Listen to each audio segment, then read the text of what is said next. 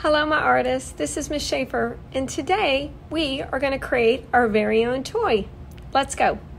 So when you create or invent a toy, you have a choice of how you want to do it. You can make a board game or a 3D object. I'm going to draw a 3D object. I was thinking about how I could make it different. Watch how I fold the paper to copy what I'm doing if you want to do it this way.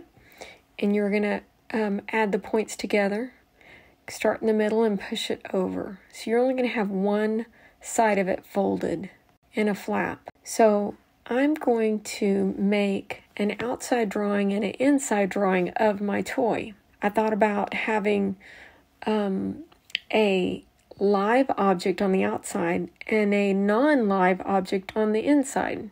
So like animate versus inanimate, fur versus gears. So I sketched it out and now I'm outlining it, all of it. So I decided to do a rat. Now there is an overlapping area in the middle, in the center. So his nose overlaps a little bit, so does the arm, and so does the bottom of the spoon.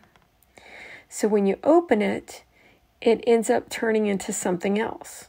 Like his arm turned into the tail, the nose turned into a tablecloth, and the bottom of the spoon turned into the bottom of a fork. So then you want to just outline everything that you have, your idea, and think about colors. You want to use more than one color in an object. So say you have a curtain or a tablecloth, you might want to make it the same color as the nose because when it closes, it'll be the same. So I did kind of a pink and a peachy color. So think about textures as well.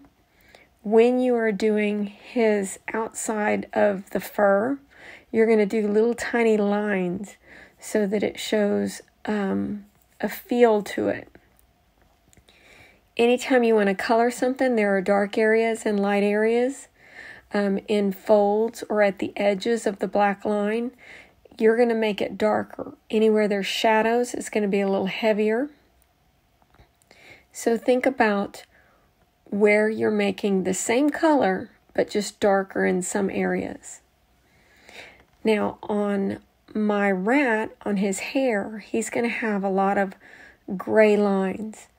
But in order to make him look brighter and more colorful, I added a little bit of blue and purple, kind of to make his hair look very fun and just playful. So think about your coloring and how many colors you can get in one object. Think about shading, dark areas. Think about texture. And just have fun with it.